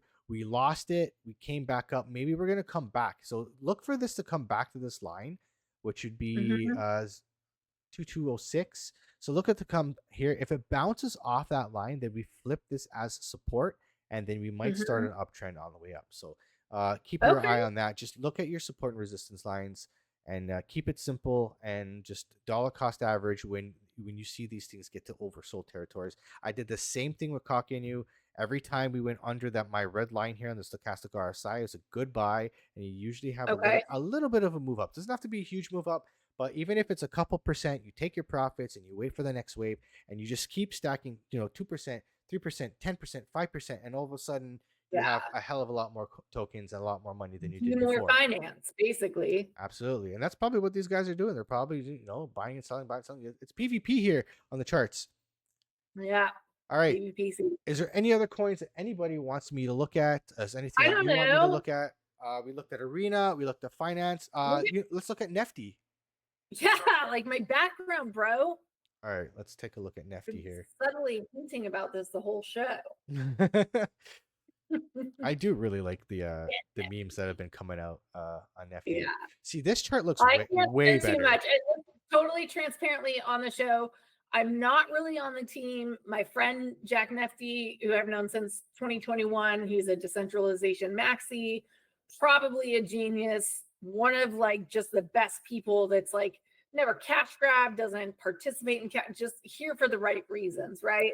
So I told him to join the arena, and then he saw the tipping thing and he was like, oh yeah, I'm gonna make this to tip artists. And then it was a thing and I tweeted it, and then we started getting attention. So I've half CTO'd ish, but it's more like a community coin that's being built around a DAO thing.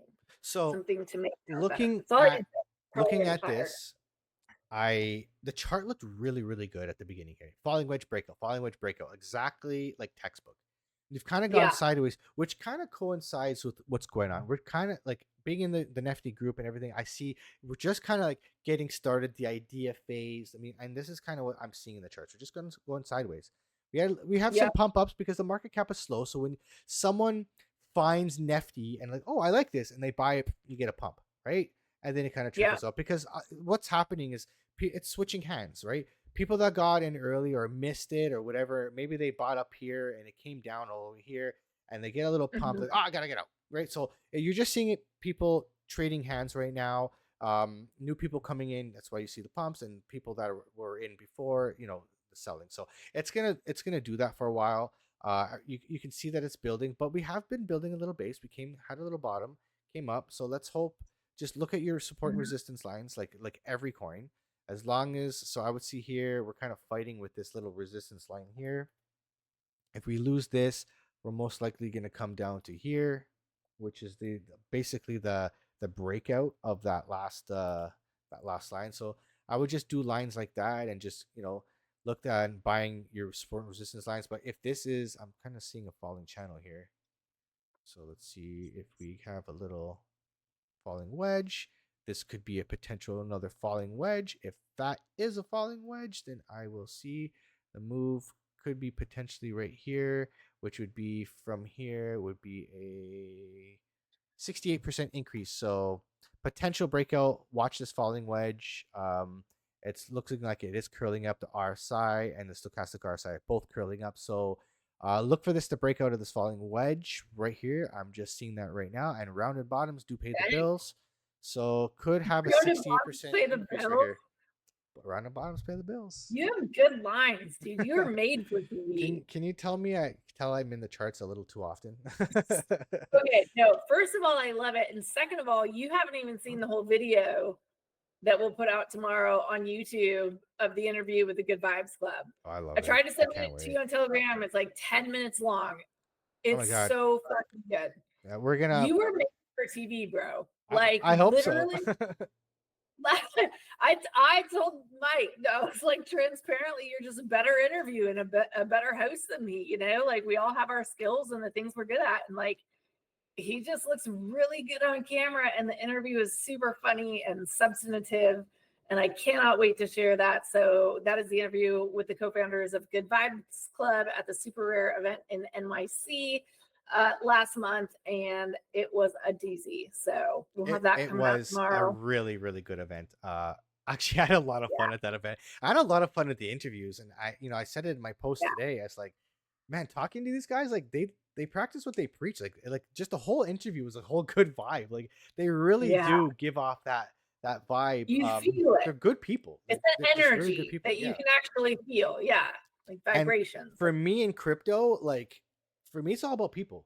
It's all about community. I do this part time. Like I'm a licensed mechanic, and I do this part Yeah. time. So I'm very picky because I have the freedom to pick who I want to work with and whatnot. And it's choosing the people that bring energy and lift me up. And that's where we are. And Yeah. Ty and I had to Chris. beg him and pay him like $1 million.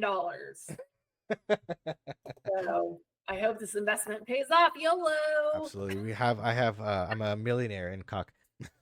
That's right. Cool. Well, I didn't watch any of the chats tonight because I don't know how to use technology. Oh, we have Errol, Chart, and Lambo, so I cannot disappoint the Yeah, crowd. no, let's do those because I've been seeing Arrow make some moves, and we have a lot of good friends, even in the Cockney community, that are really bullish on Lambo. I know they just got sucked up into the black hole.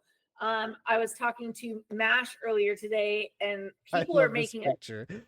This picture is money. hilarious. I know.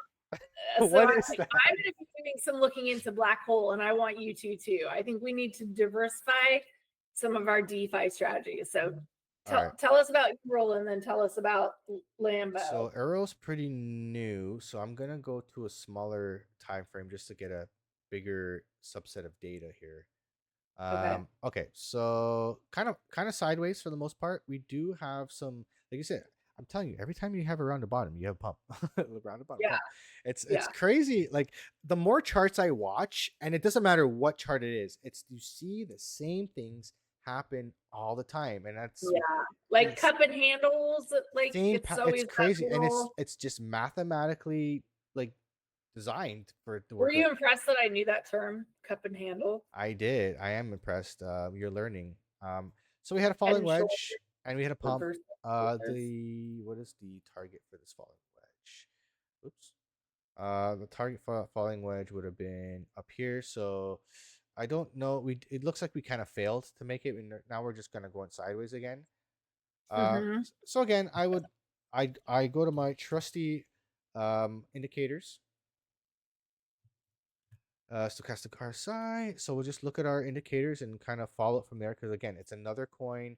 Meme coins, you really got to follow the waves because it's all attention based, and especially when you have small market caps. If someone dumps 10K in this, you're gonna see a pretty big candle, right?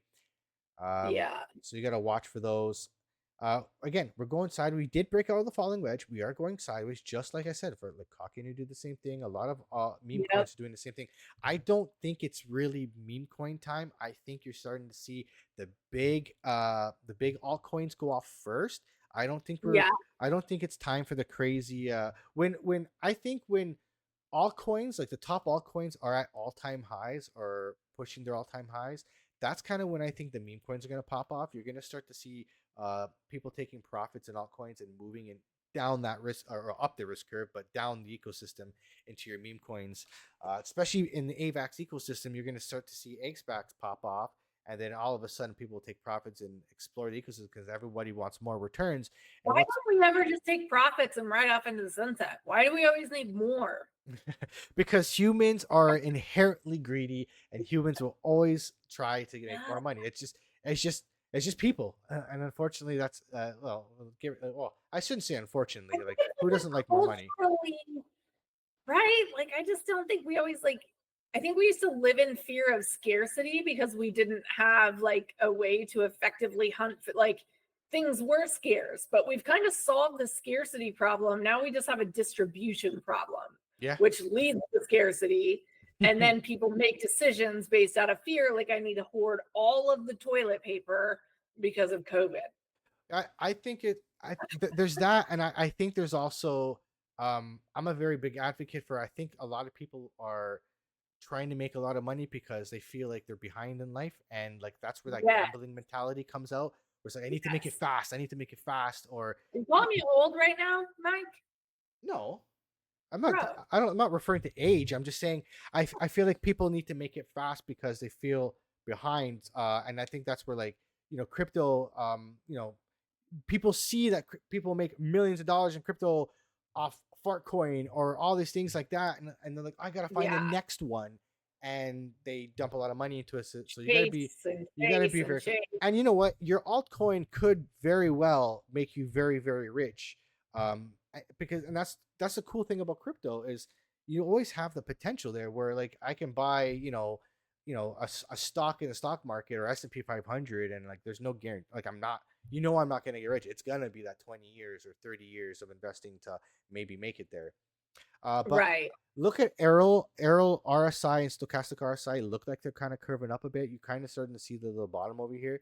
So maybe we make another pump up. I don't know how high we go. Maybe we just kind of make hopefully we make a higher high. We break this high. So just watch it there. If you think you're buying at a good time, buy. I don't know a lot of this project, but I did see that falling wedge on this is the hourly time frame, and we could make that move. Hopefully we come back up. I don't think the daily's not really going to show me a whole lot here. Um, Look at maybe this to kind of have a little trending like a falling wedge here. Maybe we're making another one and watch for the breakout.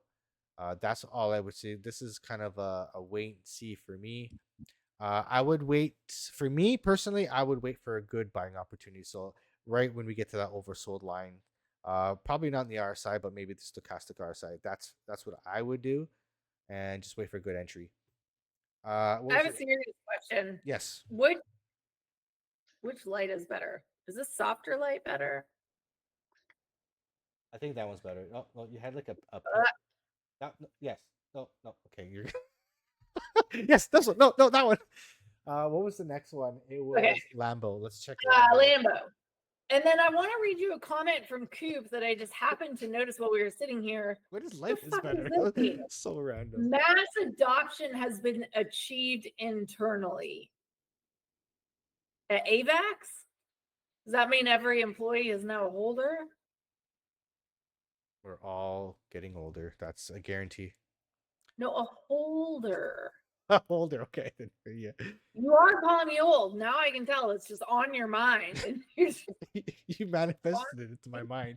going and slipping all over the podcast. Okay, Lambo, falling wedge breakout. I was tracking this wedge. I was very excited. It did look very good for another breakout, but we rolled over, which is very improbable because usually when we start a channel like this and it comes into the channel from an uptrend, it's usually a continuation pattern. And statistically speaking, this breaks up to the upside more than the downside. So I don't know if there was any news or something that happened with the Lambo community or not, but we definitely did roll over it. Where it looks like if you look here, we're retesting the breakout from the previous falling wedge. So the stochastic RSI is at the top, looking like it's going to come down. So I would probably think that this is going to roll over, and the RSI might move itself into the red, which is not bad. Might be giving you a good entry here. But yeah, we have to wait for this to make some sort of bottoming pattern. And again, like I said before, rounded bottoms pay the bill. So look for a rounded bottom. Look for a V shape. There's different type of patterns. So you can have something like this, or you can have a V shape recovery. So I would look for some sort of bottoming pattern before we start to get in here, because I don't know how low this is going to go. So watch. Right now we're at this. I put this little line here, kind of retesting the channel here, the previous channel. So just watch that. If we lose that, then just wait it out. Wait for the downward momentum to stop, and then maybe look at buying some more Lambo. But yeah, just wait and see for this one. Okay, I have one more request. Yes. It's an explosive one. It's Fartcoin. Fartcoin? Yeah. Zoom screen. Are you not able to see it very well? I mean, I can only see it. I'm just watching it delayed on Twitter, basically. All right, let me just So here. This is Lambo here. We rolled over. This is my support line. So the support line would be 8386.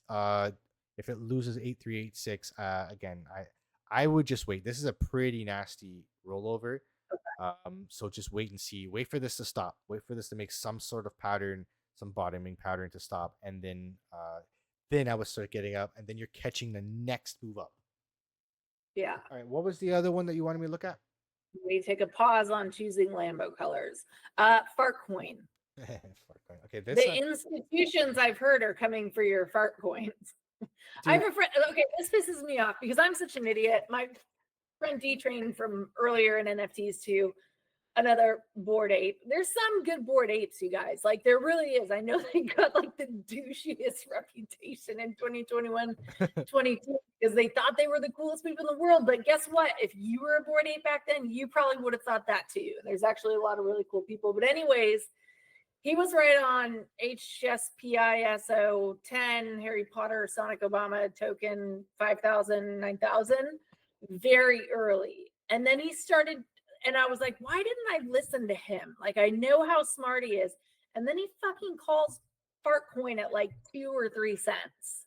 Dude. And again, because I'm like, oh, well, he can't be right twice. So in my human whatever fallacies that I have, like I should think he's more likely to be right again, but I'm like looking at the odds, like based on how often I lose, right? I'm like, well. So I feel you on that, and I also missed Fartcoin. I didn't even. At least you knew it was a coin. So when I found out about Fartcoin, I was watching J Chains went to go fight Grimace, and he was in Dubai, and I was watching the fight card, and there was an advertisement. It was like a advertisement for Fartcoin, but it was like a commercial where like a call between a son and his mom, and she's like, "You got to get out of my house." He's like, "Come on, mom. Like when Fartcoin goes to the moon, I'm not gonna need to live here anymore." And I thought the commercial was just making fun of meme coiners.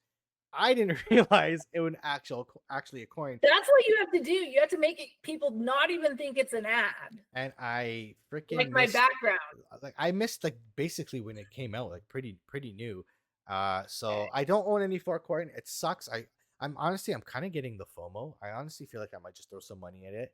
We'll wait for a good entry. So let's look for that good entry right now. Let me tell you what my I have a liquidation price and a moon target. Are you leverage trading this right now?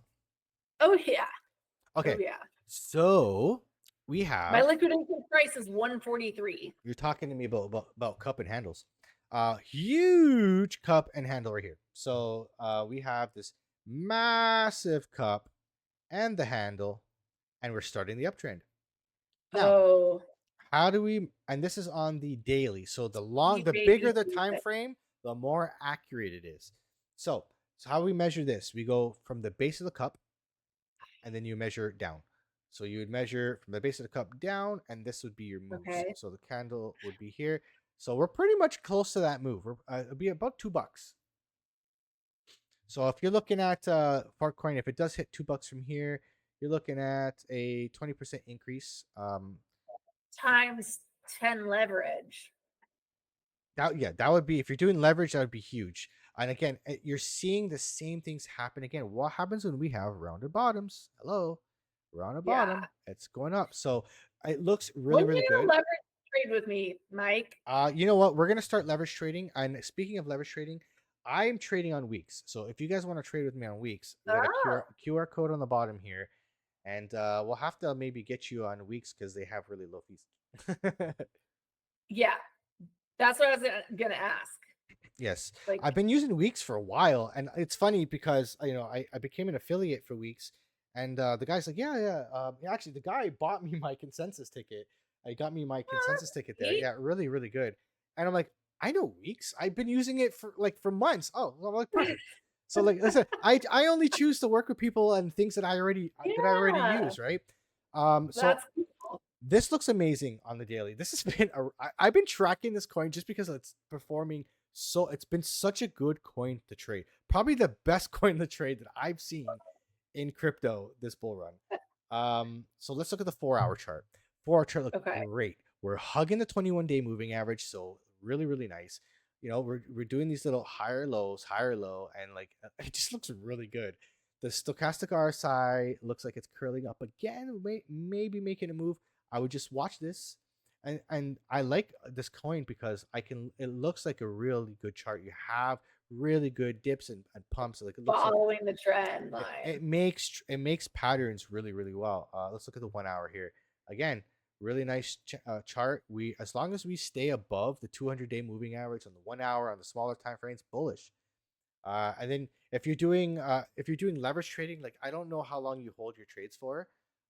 Depends on what chart you Well, I trade. learned not to sleep while I hold them So after doing that twice. So if you're holding, I'll just give you an example here. If we're trading the 1 hour chart and we're above the 21-day moving average, great. If we're too far from it, you look for it to come back to the 21-day. But we're kind of hugging it. Looks like we just. I'm gonna zoom in right here. Looks like we just bounced off the 21-day moving average right here, and it looks like we're just starting the next move up. The stochastic RSI is up here. It could stay up here for a while. It could come in here, bounce, and stay up here. The RSI is still pretty good. We have lots of room to move up if we were to make a move up. And then what we'll do is we'll start backtracking. We'll go to the 30-minute chart. 30-minute looks pretty good. Looks like the stochastic RSI is making that second top. We might have like a little double top over here. So keep your eyes on that. And I move my way down the time frames, the 15 minutes, just to catch when is that the next move starting. So we look at here. So the 15-day here. So if the 15-day loses the 21-day moving average, it looks like we're fighting it right here. If the 15-day loses the 21, then the next stop would be the 30-minute 21. And if we lose the 30-minute 21, then the next stop would be the 1 hour 21. And if maybe we bounce off that, so maybe we make a move down. Maybe this candle continues on the way down and bounces, comes up. How far away am I going to say from 141? What do you mean, like the price? 141? That's my liquidation price is 141. So right now, I'm in profit right now. Right now, it would have to go down 141. It would be, you'd have to lose about 15%. I don't know if we're gonna see a 15% move. The support lines. Like it would have to lose a lot of support lines, right? Yeah, I would just keep your eye on, if you have trading view or just use the indicators, the moving averages. Just watch your 21 and then your next moving average. That's where it can stop, right? Yeah. So another sleepless night. Probably. It depends on, again, you can do, it depends on the time frame you're on.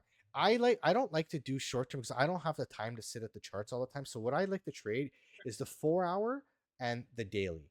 That, because I can track those a lot better, and I can be a little bit more patient. And then you can have your liquidation price is not, you can have some wiggle room. You want to give the trade a wiggle room. So I see here on the daily that the 21, we're pretty far from the 21.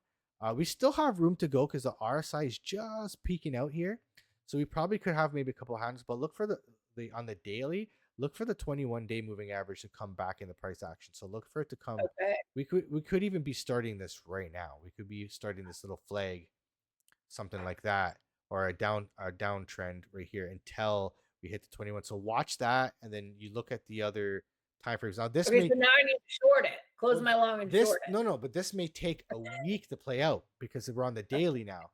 So the daily, every candle here is a day. So this might take a while, or we could we can make something like this where we can make an uptrending flag like that. So right now it's too early to tell because we have one candle here. We need a couple more daily candles to see whether it's uptrending or downtrending. I believe this is, if I'm not mistaken, I believe this is what's called a twisted sister, because it can do one of these, either up or down. That sounds spicy. So keep your eye on that. Give it a couple more days. If you're going to trade the daily, give it a couple more days to see what this makes. Again, and if you're doing quick day trades, then you're probably going to want to be on the 1 hour and 4 hour if you're doing day trades like that, and then just make your way. If you say, this is what I'm trading the 4 hour chart looks good, okay, then you'll go down the lines, like the 30 minute, the 15 minute, 10 minute, 5 minute, 1 minute, and see where you can find a good entry. Maybe you wait for that dip on the 5 minute chart, get in there, and then ride that daily chart up. That makes sense. But Farcoin overall looks very, very good. This looks like a really, really nice chart. And I can easily see this is probably good. I don't see why this couldn't get back up to 272, back to a new all-time high, and even farther. I couldn't see why this couldn't hit $3, $4. Altcoin season is just getting started. Altcoin season is just getting started. Like everything goes to Ethereum first. I don't know where to look. Where do I look? Honestly, Oh, we're they're gonna doing a black hole decks. we're Like, there's so many opportunities there right now. if you believe, which I do, that we're in altcoin season, then this is where you want to be getting in things that have been holding up pretty well, that have been maybe just going sideways for it, but holding good support lines, and get in before they pop off, because you're going to start to see altcoins pop off at different times. Like you saw Ethereum go up, Yeah. then AVAX popped off, And then Solana, yes, randomly running more than exactly. anything else. So today, Solana popped up. Like every day is going to be a different coin. Even like you had Cardano pop off for a little bit, right? Yeah. So every coin is going to just pop off at different times. And then all you got to do is look at Bitcoin dominance. Because if all coins are going to go up, you need Bitcoin dominance to start going down. So you just follow the momentum, learn to follow money flow in this market, and the charts will look so much easier for you guys. Sounds so easy when you say it like that. Just keep staring at charts, and you'll start to see patterns. You'll recognize patterns. That's why it's charting in patterns, right? You just look. I at just the see angel numbers. I'll be like, oh, the chart's at $11.11. That means it's going to 100 Valhalla, and then it tanks. You know. Absolutely, but that's what I got for today. The market overall is bullish, so yeah. I'm happy. I'm excited for the next couple months. I don't really think we got too much longer in this bull market. Maybe November we might be done. So if you're not in to the coins that you want to get in, look for good entries to get in, and sign up on weeks today and get your bonuses. How do you make money to get in if you don't have money to get into position? Well, that's where you're going to need. If you don't have money, you're going to have to find some ways to make money. You're going to have to get some airdrops. LFG had I an was airdrop just coming setting up. myself up to promote DeFi app where I made $6,500 farming their Friday Yap board and another couple grand swapping. So that's cool. I didn't know you can do. Are you leverage trading on DeFi app? Yeah. Oh, I didn't. I thought that was a DEX. I did not realize you can leverage trade on there. That's pretty awesome. Yeah. So I'm leverage trading there, and then so I just signed up for Enclave bot, which integrated with Black Hole too. But I just longed AVAX in a Telegram bot today.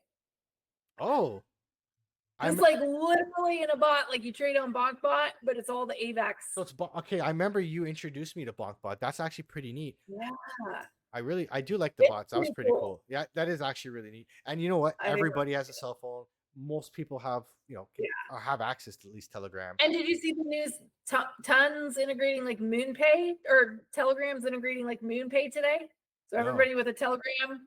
Unfortunately, MoonPay doesn't like Canadians. But well, you're screwed. I know, right? I don't like any airdrops living in the States, so I don't feel bad for you. I mean, I don't get. That's honestly, it's such good advice. If you live somewhere where it's hard to get cash, if you live in a country where your currency is not great, farming these airdrops are a really good way, to make money, to get started, because you put the work in to get the airdrops, and you put into something that's going to grow, or you maybe do a couple good trades, and you can really build upon that. Like, it's very possible for you to be successful starting from zero, which is like, you don't get that in normal life. Where else? Like, you only get this here in crypto.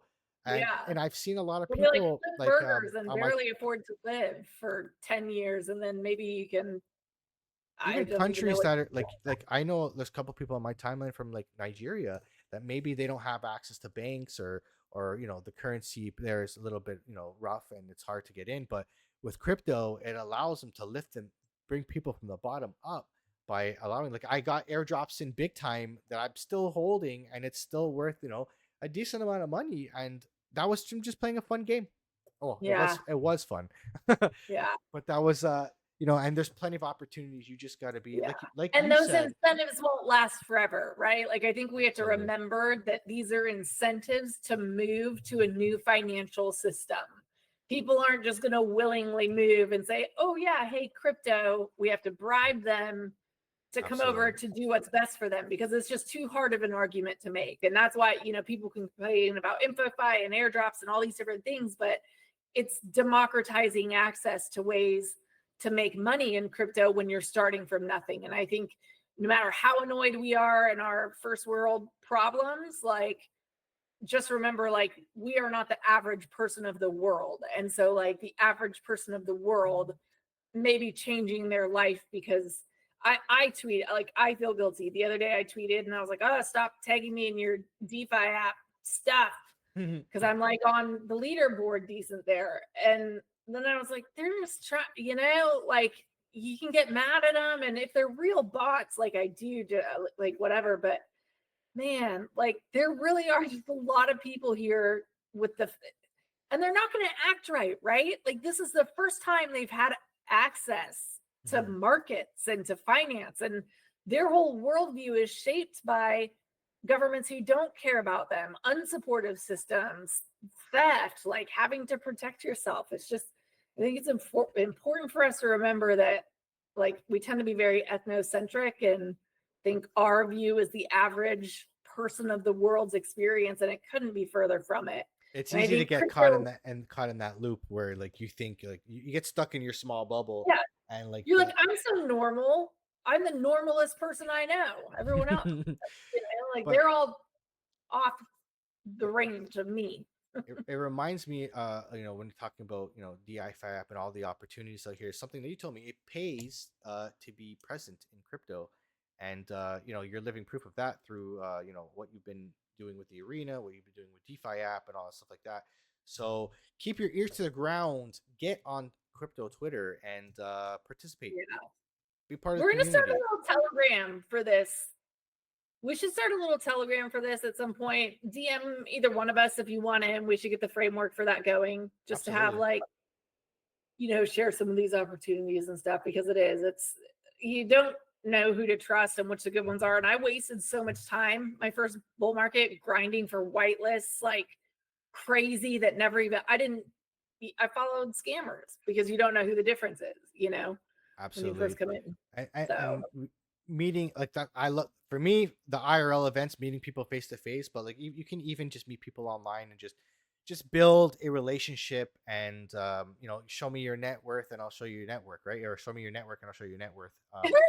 As I had that it totally might work backwards. the other way around too, actually. Your network probably does determine your But network. yeah, definitely having a group of people around you really helps, and it's helped me in my crypto journey and this bull run. Yeah. Having being surrounded by such great people and you being one of them, Thanks, really everybody. leveled me up. So the best thing you You can do for level the me crypto, up. if you Like, believe, you have something to learn from everyone, whether absolutely, they're above you, below you, next to you.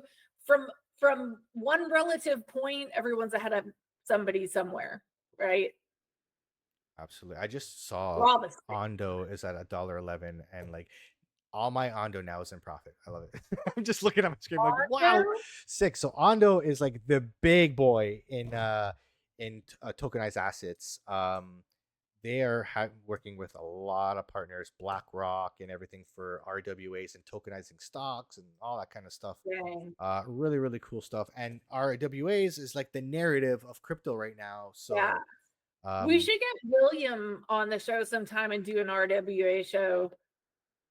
yeah, That would be fun. Mostly just RWAs like do is RWA. huge right now, and that and DPIN. Absolutely. Well, today was a good show. I'm very bullish on the market. I love when my bags are pumping, and I'm sure you too. We'll be back next week, and thank you everybody for the chat. Thank you for telling us what charts to look at and giving us suggestions. And Yeah, we thanks shall. for chatting. Just like for chatting. That's cool. Hell yeah, man. Thank you guys so much. And we shall see you next week for the next episode of the Adoption Pod. Take care, everybody. Bye.